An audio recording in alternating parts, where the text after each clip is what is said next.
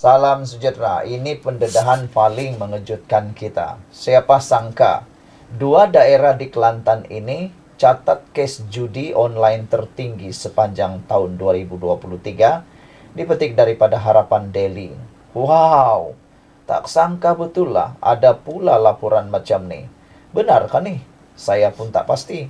Tapi Harapan Daily laporkan dua daerah di Kelantan ini catat kes judi online tertinggi sepanjang 2023. Hai, kenapa pula ada berlaku di Kelantan? Bukankah di negeri-negeri lain patut?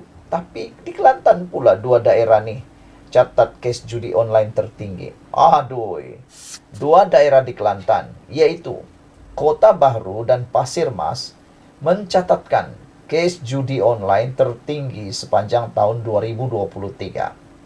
Menurut pendedahan Ketua Polis Kelantan, Datuk Muhammad Zaki Harun, pihak berkuasa telah membuka 37 kertas siasatan di Kota Bahru dan 27 kertas siasatan di Pasir Mas. Dalam sidang media itu di Ibu Pejabat Polis Kontijen Kelantan hari ini, beliau berkata, selain Kota Bahru dan Pasir Mas, Tanah Merah merupakan daerah ketiga tertinggi dengan 24 kertas siasatan dibuka, diikuti Macang 23, Tumpak 17, dan Jeli 10. Pasir Putih dan Bacok masing-masing 9, Gua Musang 5, dan Kuala Krai 2. Sepanjang Januari hingga 23 Jun tahun ini, sebanyak 83 kes judi online telah direkodkan, dan daripada jumlah tersebut, Pasir Mas serta Tanah Merah merekodkan kertas siasatan paling tinggi dengan 14 kes. Diikuti Kota Bahru 13, Bacok 9, manakala Tumpat, Pasir Putih, Macang masing-masing 7, Kuala Krai 6, Jeli dan serta Gua Musang 3 katanya. Muhammad Zaki memberitahu ke semua kes terbabit disiasat mengikut Seksyen 4 dalam kurungan 1 Akta Rumah Judi Terbuka 1953 dan Seksyen 4BA dalam kurungan E Akta Rumah Judi Terbuka 1953. Wow, ini memang mengejutkan kita. Dua daerah di Kelantan ini catat kes judi online tertinggi sepanjang tahun 2023. Apa daerahnya?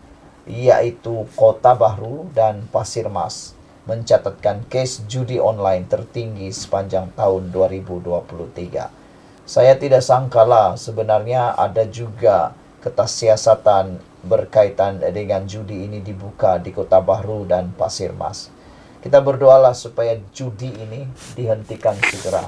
Jumpa lagi. Bye-bye. Salam sejahtera. Terima kasih karena bersama dengan saya di Nazilin Unity Channel.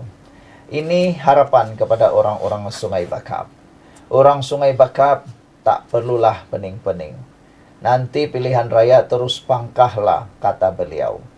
Seorang TikTokers dikenali sebagai Afnan Omar menasihatkan masyarakat di Dewan Undangan Negeri Dun Sungai Bakap agar jangan pening kepala menjelang pilihan raya kecil PRK Dun berkenan. Ini karena katanya Dewan Undangan Negeri tersebut sudah mempunyai calon yang selayaknya untuk memimpin penduduk di sana. Individu yang dimaksudkan adalah calon Pakatan Harapan PH dari Parti Keadilan Rakyat PKR, Dr. Johari Arifin yang mewakili Kerajaan Perpaduan pada saingan kali ini. Beliau yaitu Cikgu Jo, anak jati orang Bakap, Sungai Bakap. Orangnya berpendidikan tinggi dan ijazah Dr. Falsafah PhD daripada University Science Malaysia USM. Bukan itu sahaja, malah beliau juga merupakan bekas pensara di Institut Aminuddin Baki, Cawangan Utara. Jadi, orang Sungai Bakap tak perlu sakit kepala, tak payah pening-pening. Undilah Cikgu Jo, kerana beliau calon yang selayaknya diangkat sebagai wakil rakyat di Sungai Bakap, katanya dalam laman sosialnya itu. Menurut Afnan lagi, selama calon PH itu berkhidmat sebagai guru, beliau sudah banyak kali menerima anugerah Perkhidmatan Guru Cemerlang dan pernah juga dinobat sebagai tokoh guru inovatif. Tuku pula. Salah sebut, tokoh guru inovatif. Wah, ini memang hebat nih. Kalau guru ni dah banyak kali dapat anugerah guru perkhidmatan guru cemerlang dan juga dianggap tokoh guru inovatif, ini memang guru yang hebat. Ini memang guru yang hebat. Jadi apalagi tunggu? Bukan semua guru tu adalah guru cemerlang. Bukan semua guru tu tokoh guru inovatif. Kalau guru tu dah ada peranan, ada anugerah macam ni, saya yakin beliau memang hebat. Memang hebat luar biasa. Bukan senang dapat ini anugerah ni. Hanya orang yang betul-betul komitmen kerja, benar-benar ada sasaran kerja, benar-benar nak memajukan sesuatu, baru layak dapat ini. Bagi mereka yang faham, anda fahamlah. Yang tak faham, pergi terjun terus dalam longkang kata netizen. Dalam pada itu, Dr. Joe turut mensahirkan rasa terhutang budi beliau kepada penyokong dan pengundinya.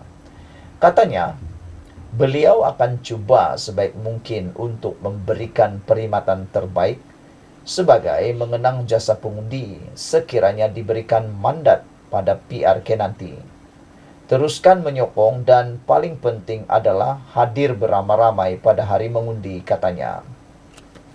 Tidak cukup hadir pada hari mengundi, tetapi yang lebih penting adalah pangkah calon nombor 1, yaitu saya, ujar beliau.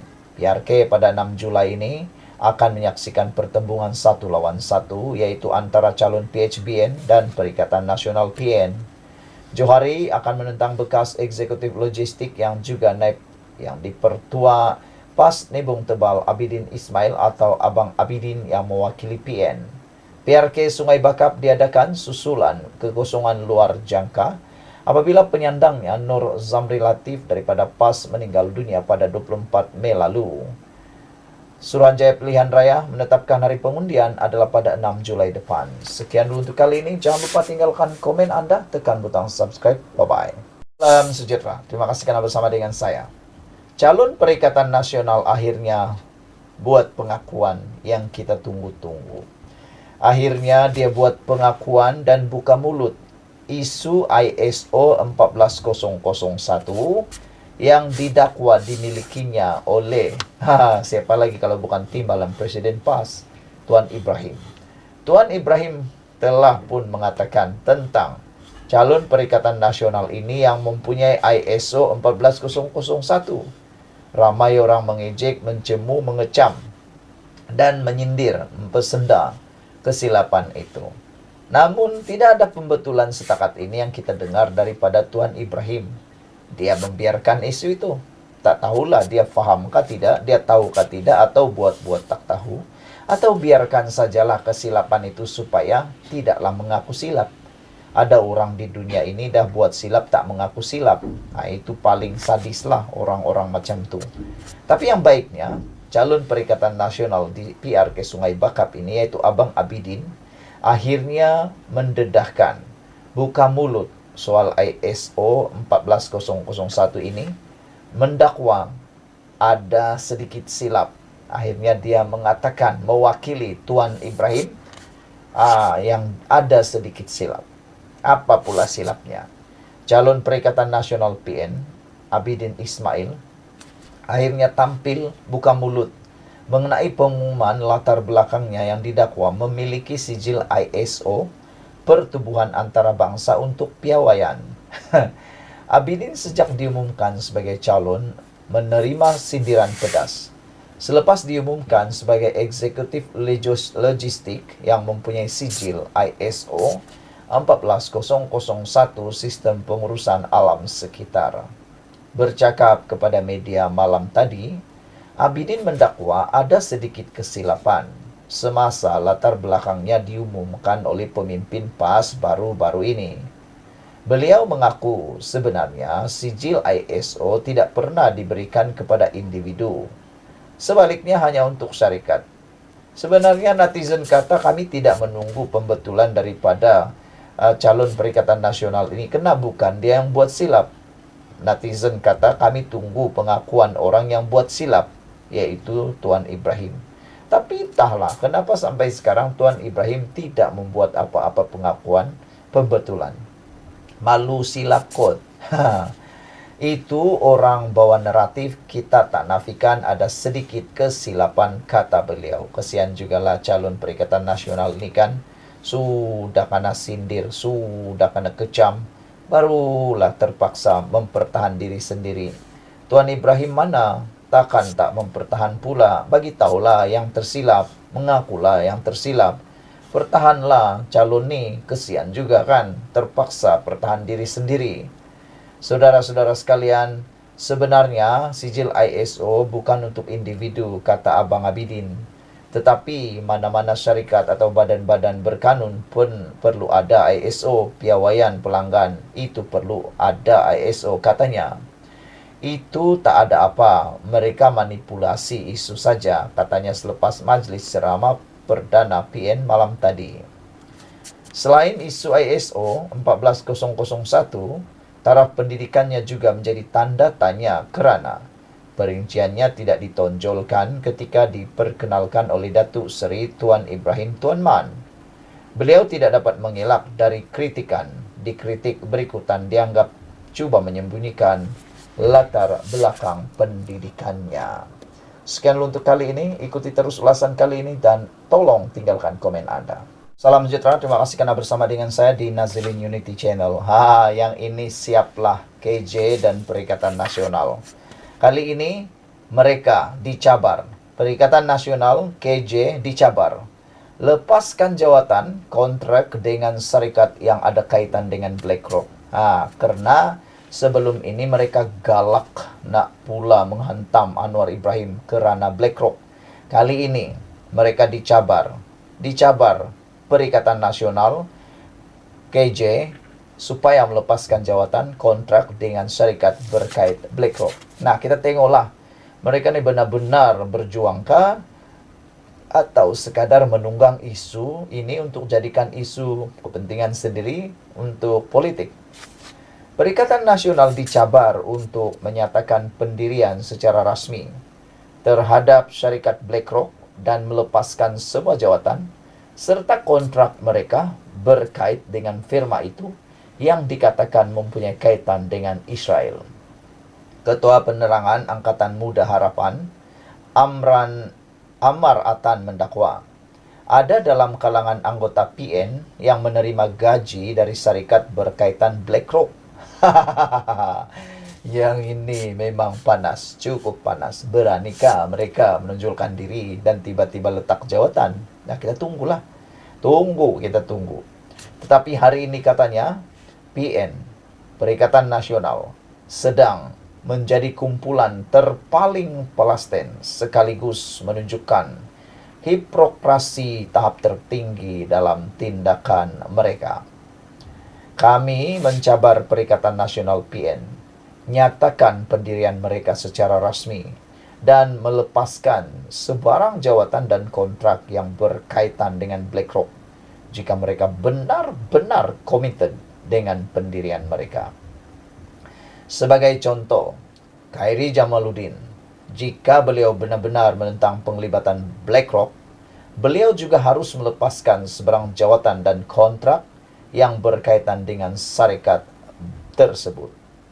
Ia akan menunjukkan konsistensi dan komitmennya terhadap prinsip yang beliau nyatakan, katanya dalam satu kenyataan hari ini. Kemarin, seorang individu mendedahkan bahwa banyak syarikat di negeri Perikatan Nasional, contohnya yang mengendali lumbung emas di Kelantan, mempunyai saham BlackRock. Hotel di Terengganu baru buka tahun ini juga dikatakan ada saham BlackRock. Individu terbabit turut mendedahkan bahawa Khairi Jamaluddin dilantik sebagai pengarah CGS Internasional pada Mac 2024, di mana BlackRock memegang saham dalam CGS. Individu tersebut turut mempersoal bagaimana muka Khairi boleh terpampang dalam iklan promosi Vida Malaysia. Difahamkan BlackRock mempunyai pegangan saham dalam syarikat induk Vida Malaysia yang berpangkalan di Jepun, Diodo Group Holdings Inc. Sementara itu, Amar menjelaskan bahwa dalam urusan terbaru melibatkan Malaysia Airport Holdings Berhad, kerajaan sebenarnya hanya berurusan dengan GIP sahaja. Keputusan itu dibuat oleh Khazanah Nasional Berhad berdasarkan penilaian strategik dan kepakaran profesional untuk memajukan aset negara. Paling ironi sewaktu mereka berkuasa, dana syariah kumpulan wang simpanan pekerja KWSP sebanyak 600 juta US dollar sekitar 2.43 bilion ringgit telah diserahkan kepada BlackRock. Tiada pula bantahan daripada mereka ketika itu. Yang ini paling sadis. Hakikatnya, kekejaman Zionis Israel adalah isu yang melatari dunia sejak berdekad-dekad lamanya. Begitu juga dengan penglibatan perniagaan BlackRock dengan Amerika dan Israel. Mengapa waktu itu nada mereka berbeza? Dan mengapa pula hari ini menjadi terpaling Palestin, namun tidak semasa mereka berkuasa? Soalnya lagi. Pendedahan ini memang menarik. Pendedahan ini memang luar biasa. Anda share kepada semua orang. Dan kita jumpa lagi. Salam sejahtera. Terima kasih kerana bersama dengan saya di Nazlin Unity Channel. Pendedahan kali ini pasti Anda akan share kepada walaun supaya mereka tahu dan mereka berhenti mengecam Anwar Ibrahim berkait dengan BlackRock. Rupa-rupanya BlackRock ni bukan baru timbul kemarin, bukan juga minggu lalu. Kerana isu ini tiba-tiba panas semasa minggu lalu, beberapa hari yang lepas. Apabila Tun Mahathir membongkar konon bercakap tentang BlackRock dan macam-macam. Tapi rupa-rupanya Tun Mahathir dah tahu lama pun tentang BlackRock ni. Baru saja dia mula bersuara. Dulu, waktu dia jadi Perdana Menteri, dia dah tahu pun tentang BlackRock ni. Tapi tak bising pun. Waktu Anwar Ibrahim jadi Perdana Menteri, barulah jadi konon pahlawan, hero. Itu kata Anwar Ibrahim. Jangan tunggang isu ini untuk isu politik. Kerana dulu kamu pun tahu perkara ini. Tapi kenapa tak ambil tindakan? Sekarang baru salahkan Anwar Ibrahim. Rupa-rupanya BlackRock sudah berpuluh tahun labur di Malaysia. Itu kebenarannya. Dah berpuluh tahun. Pelaburan BlackRock di negara ini bukanlah baharu. Malah syarikat pelaburan antarabangsa itu sudah melabur di negara ini sejak berpuluh-puluh tahun lalu. Khususnya dalam pasaran equity dan bond syarikat berkaitan kerajaan GLC serta syarikat korporat Malaysia, kata penganalisis. Ini bukan kata saya, bukan kata ahli politik, tapi ini kata penganalisis. Penganalisis pasti tahu, lama dia menganalisis, melihat data, mengira data, dan tahu bahawa BlackRock sudah berpuluh tahun dalam negara ini melabur dalam pelbagai equity dan bond. Semakan data menunjukkan BlackRock sudah mempunyai kepentingan dan pegangan saham dalam syarikat senaraian awam di Bursa Malaysia bernilai 24.7 bilion dan 7.9 ringgit bilion dalam bond kerajaan dan korporat Malaysia. Menurut data yang boleh diperoleh secara terbuka juga menunjukkan sehingga Mei 2024, firma pelaburan global itu sudah sedia ada memiliki pelaburan dalam equity dalam syarikat. 100 syarikat tersenarai di Malaysia merangkumi keseluruhan sektor industri dengan 3 institusi perbankan di negara ini. BlackRock bukan pendatang baru dalam pelaburan global termasuk di Malaysia. Ia seperti pelabur institusi asing yang lain. Dan pelaburan di Malaysia hanyalah satu lagi pelabur portfolio asingnya. Dan pelaburan mereka di negara ini adalah antara ketara sepanjang dekad yang lalu. Dalam konteks Malaysia, pelabur asing dalam pasaran modal memainkan peranan penting. Pendedahan mereka dalam pasaran equity adalah sekitar 20% hingga 21%. Manakala pendedahan mereka dalam pasaran bond adalah jauh lebih ketara katanya. Ia jelas menunjukkan Malaysia kekal sebagai pusat tarikan dan sentiasa dalam radar mereka, kata pengarah eksekutif Institut Penyelidikan Ekonomi Malaysia, Profesor Dr. Anthony Das. Beliau menambah, sekiranya pelabur global menarik keluar dana dari Malaysia, kesan keseluruhannya akan negatif kepada negara. Dengar baik-baik. Ini yang akan jadi. Kalaulah kita ikut suara-suara emosi, suara-suara sumbang yang mahu menunggang isu BlackRock ini. Mereka mahu supaya BlackRock dibuang, disingkir dari Malaysia. Jadi apa yang jadi? Kalau pelabur global menarik keluar dana dari Malaysia, kesan keseluruhannya akan negatif kepada negara. Siapa tanggung nanti? Nanti Anwar juga kena marah. Jadi saya rasa mereka ni sengaja untuk merusakkan Anwar. Penarikan keluar ia pasti bukan perkara baik untuk keseluruhan ekonomi Malaysia. Persepsi negatif ini akan menjadi kebimbangan dan berpotensi menjejaskan mata wang serta memberi kesan berantai kepada bidang ekonomi lain. Jika terdapat penarikan keluar dana asing, kesan keseluruhan terhadap ekonomi dan rakyat akan terjejas. Berapa banyak kita boleh menyokong pasaran dan mata wang menggunakan wang rakyat melalui penampan? Jika kita tidak dapat menyokong, kelemahan berterusan ringgit pasti dirasai rakyat, tambah beliau.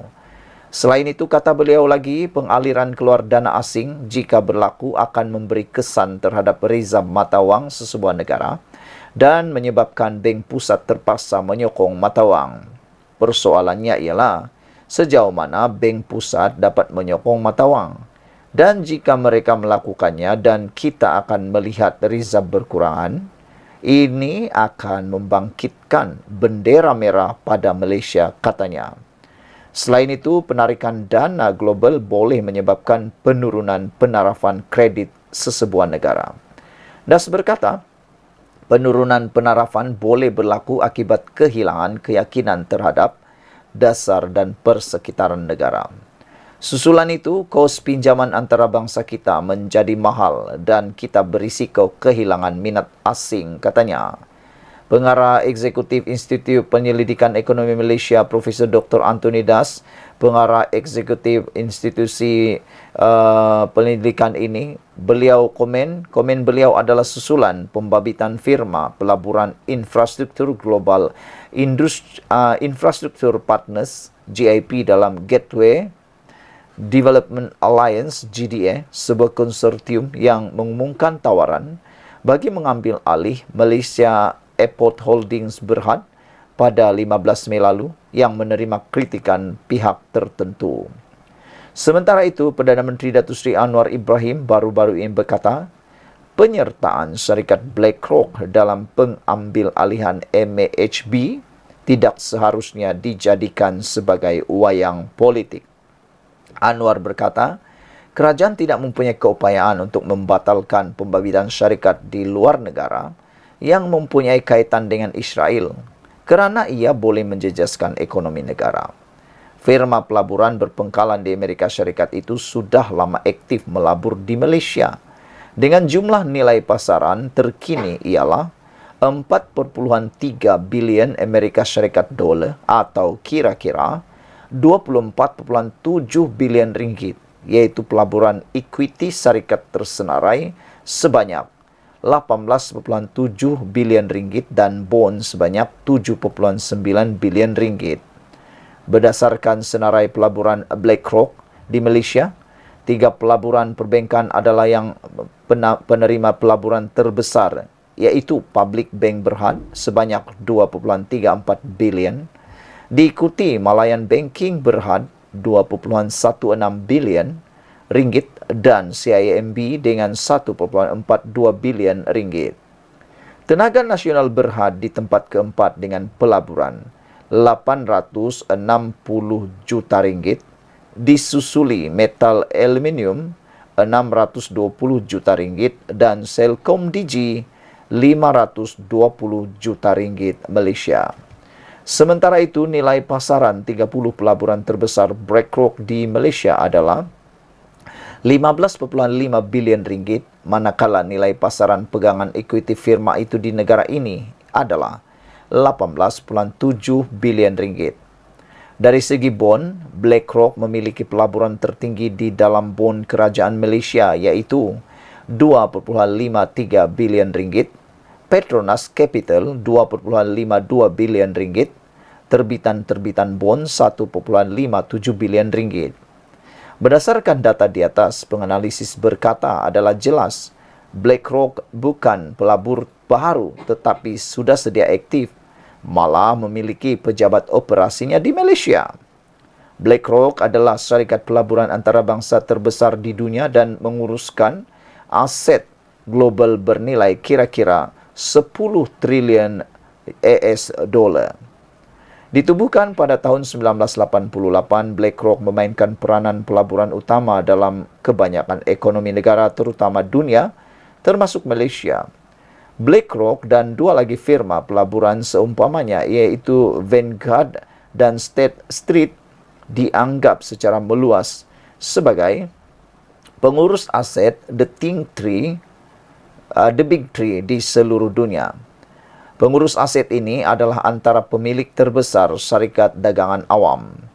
The Big Three ini memiliki aset di bawah pengurusan AUM bersamaan dengan lebih 75% daripada keluaran dalam negara kasar Amerika Syarikat dan pada 2023 atau kira-kira 55 kali ganda KDNK Malaysia pada 2023. Firma itu juga aktif melabur di negara Islam lain seperti Arab Saudi dengan nilai dana 24 bilion Amerika Syarikat dolar, Emirat Arab Bersatu UAE 8.6 bilion Amerika Syarikat dolar dan Indonesia 11 bilion Amerika Syarikat dolar. Selain itu, BlackRock aktif di China dengan pelaburan bernilai 199 bilion Amerika Syarikat dolar dan di India sebanyak 148 bilion Amerika Syarikat dolar. Firma pelaburan antarabangsa itu juga memainkan peranan utama dalam pelaburan alam sekitar, sosial dan tadbir urus korporat ESG dan telah menjadi sangat aktif dalam sektor tenaga boleh diperbaharui dan alam sekitar yang mapan. Seorang penganalisis equity dari sebuah bank pelaburan berkata, penyertaan syarikat sekutu BlackRock iaitu GIP dalam cadangan penswastaan MAHB juga bukanlah satu isu. Ini kerana berdasarkan data pemegang saham MAHB, BlackRock sebelum ini sememangnya sudah memiliki 2.1% equity bernilai 35 juta ringgit Malaysia di dalam syarikat pengendali lapangan terbang itu. Selain itu, BlackRock melabur di dalam hampir 100 syarikat Malaysia susulan fungsinya sebagai firma pelaburan dan kehadirannya sebagai pelabur global membantu menyemarakkan minat pelabur secara umumnya di Bursa Malaysia, katanya. BlackRock sudah berpuluh tahun labur di Malaysia. Saudara, rupa-rupanya itulah kehebatan BlackRock yang tak dapat dinafikan semua. Sudah lama bertapak dan telah melabur di Malaysia. Kita jumpa lagi. Bye-bye.